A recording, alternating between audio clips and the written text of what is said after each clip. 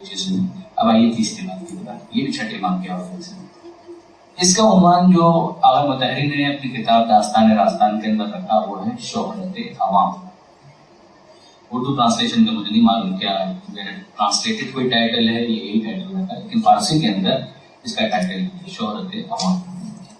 और ये निस्बतन मशहूर वाक़या है जो अब मैं अर्ज करने जा रहा हूँ। कॉन्टेक्स्ट ये आगे अच्छा इस ये वाक़या असल में आपको मिलेगा वसाइल शिया के अंदर, शेख आमली ने इसको नकल किया।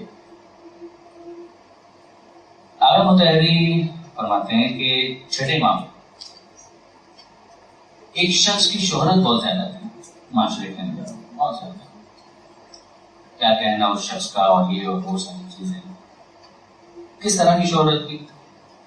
जैसे माशरे के अंदर कुछ खुद साथ का मुकद्दस अफराद बन जाते हैं, शो ऑफ करने वाले और उस तरह के।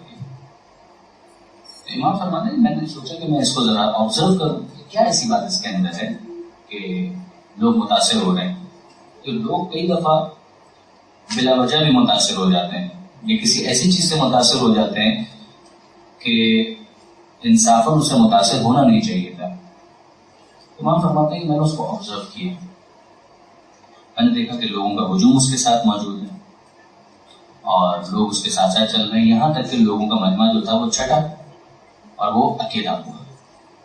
और अब जब वो आगे बढ़ा तो इमाम फरमाते मैं उसको ऑब्जर्व कर रहा था। हुआ ये कि वो आगे बढ़ा और उसने एक नानबाई तंदूर की जो दुकान होती है रोटी वाले, वहां पर वो खड़ा होकर बातें कर रहा था। जो दुकान वाला है उसकी नजर चूकी और उसने 2 रोटियां निकालकर अपने लिबास में अंदर छुपा ली। मैं हैरान हुआ। अब यहाँ पर हर चीज के अंदर आपको इल्म इमामत को मत जाइएगा, उसका अपना महर और मकाम होता है।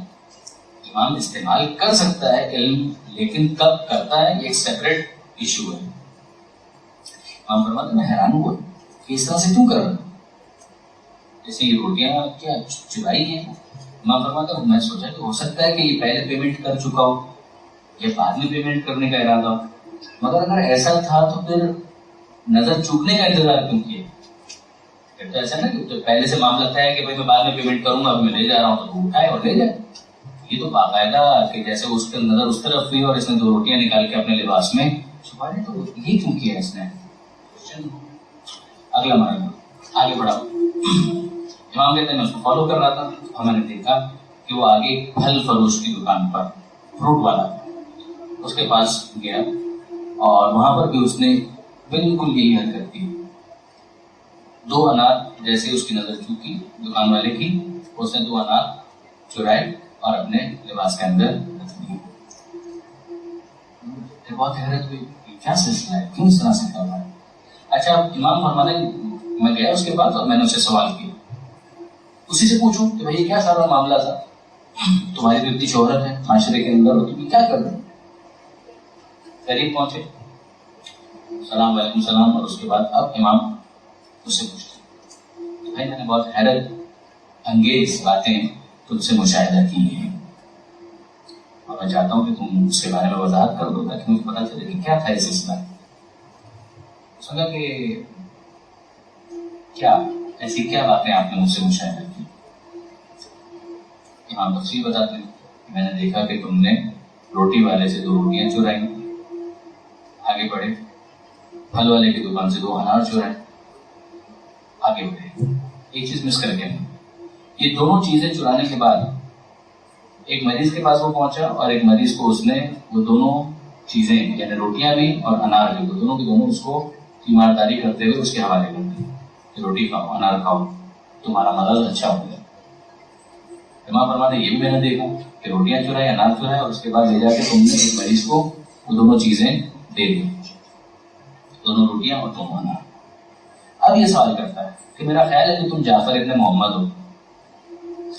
जाफर इब्न मोहम्मद हो, अफसोस की बात। क्या अफसोस की बात है? खानदान पैगंबर से हो, इतनी शोहरत है, मगर उसके बावजूद माज़अल्लाह तुम जाहिलियत की बातें करते हो, जहालत की बातें करते हो। अब आप नोट कीजिए उसके अंदर कि इस एक वाक्य को अगर आप फैलाना चाहें तो पूरी मजलिस बन सकती है। यानी इंसान जसारत पर आमादा हो जाए तो किस तरह से एक्सप्रेस करता है کہ امام کے بارے میں وہ یہ جملہ کہہ رہا ہے کہ تم جہالت کی باتیں کر رہے ہو. مجھے افسوس ہے کہ پیغمبر اکرم کی اولاد ہوتے ہوئے بھی، نسل رسول سے ہوتے ہوئے بھی تم ان باتوں کو سمجھ نہیں پائے کہ جو میں نے کی ہیں. واضح کرو کیا کہنا چاہتے ہو. یہ امام کا تحمل ہے، تدبر. وہ کہتا ہے کہ قرآن مجید کی آیتیں میرے اس فعل کی وضاحت کرتی ہیں. کیا؟ اب وہ آیتیں پڑھ رہے ہیں، سنیے. من جاء بالحسنۃ فلہ عشر امثالھا. کہ کیا خدا نے قرآن کے اندر یہ نہیں ارشاد فرمایا کہ اگر کوئی ایک نیکی کرے گا تو اسے 10 برابر ملے گا؟ ہے. اور کیا قرآن کے اندر یہ نہیں ہے کہ من جاء بالسیئۃ، کہ اگر کسی نے ایک گناہ کیا، ارتکاب کیا، تو اسے ایک ہی لکھا جائے گا، سزا اس کی ایک ہی دی جائے گی؟ یہ بھی قرآن کے اندر ہے، بالکل.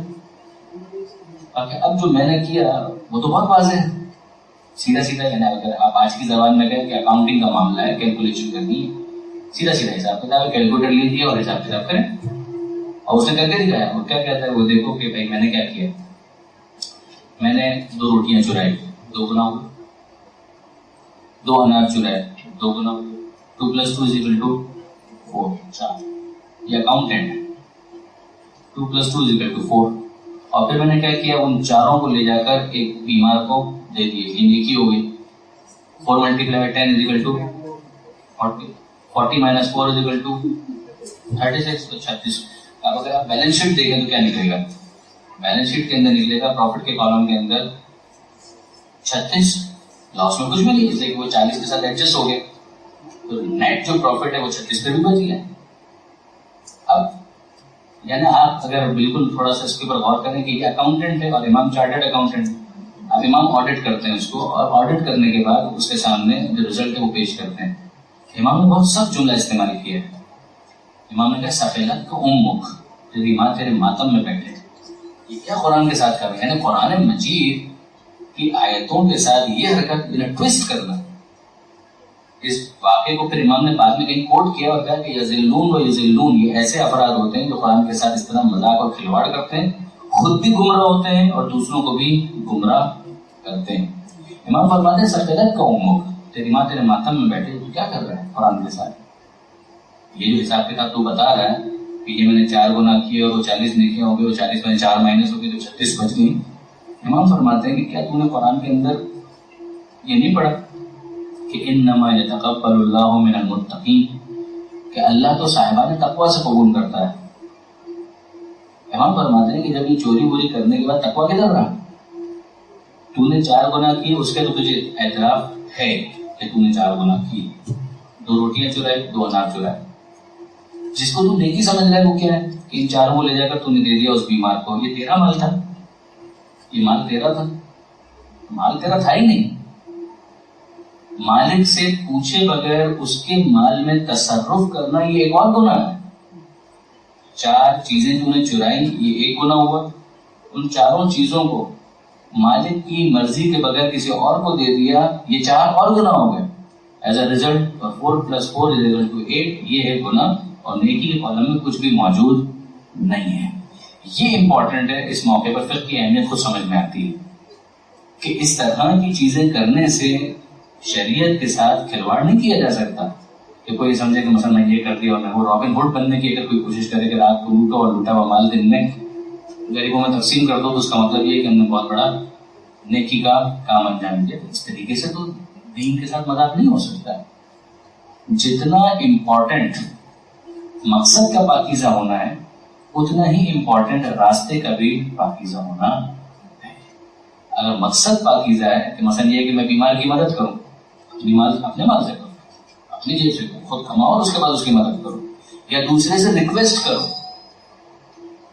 کہ وہ اس غریب کی مدد کرے. مگر یہ تو نہیں ہو سکتا ہے کہ اس کی جیب میں ہاتھ ڈالا اور حلوائی کی دکان پر نانا جی کا